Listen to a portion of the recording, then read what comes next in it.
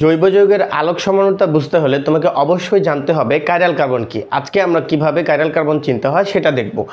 Chiral carbon কাকে বলে? যেই কার্বনের চারটি হাতে চারটি ভিন্ন মূলক বা আয়ন যুক্ত থাকবে তাকে বলা হবে কাইরাল কার্বন। অর্থাৎ কোনো একটা কার্বনের চারটা হাতে চারজন ভিন্ন থাকবে।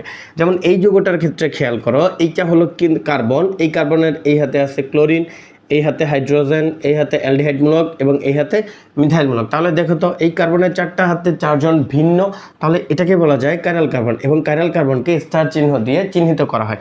এইটার ক্ষেত্রে খেয়াল করো তো, এটার ক্ষেত্রে এই কার্বনের কথা চিন্তা করো, এই কার্বন একটা OH, একটা হাইড্রোজেন, একটা COOH এবং একটা কার্বন।